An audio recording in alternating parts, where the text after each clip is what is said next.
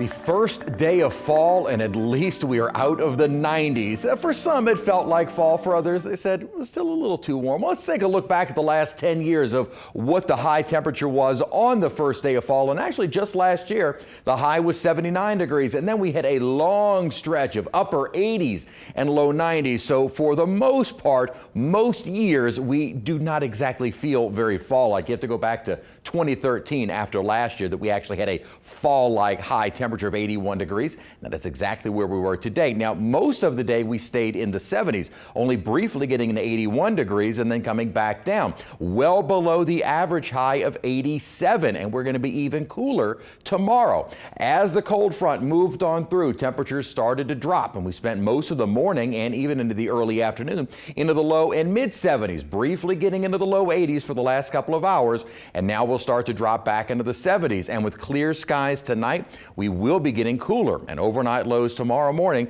will be in the 50s and 60s. Beautiful out toward downtown. And finally, it feels like the sky matches. It feels nice and it looks pretty. Dew point 53 degrees with a humidity value of only 39%.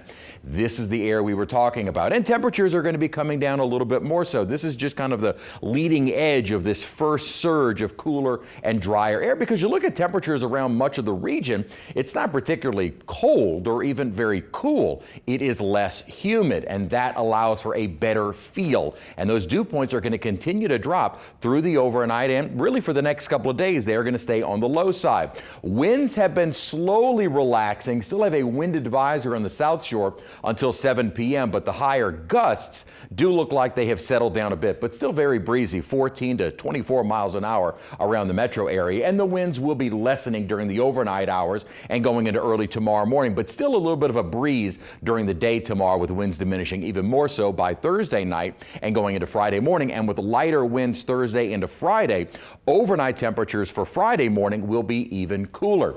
This is that surge of drier air. Notice though, it is already starting to lift away from us. So this kind of westerly flow with some high cloudiness may stick around. We may not completely clear out with our skies, and it does look like a westerly flow will start to bring back some high cloudiness as we head into the weekend. Again, this is not a surge of cold air. It's a little cooler, but it is less humid, and certainly our first real taste of fall, and perfectly timed for the start of fall today. Overnight tonight, temperatures will be dropping more so into the mid 50s, low mid 60s south of the lake. Might even see some upper 50s on the South Shore. Tomorrow afternoon, high temperatures struggling to get up to 80 degrees, and then again a few degrees cooler for Friday morning. We'll be in the lower 50s and lower 60s. Again, areas away from the city like Houma, Belle Chase may get into the upper 50s over the next couple of mornings. Checking out the tropics. Now the good news is there is nothing that is threatening us. We currently now have 3 name systems. We are watching what is almost now just a remnant,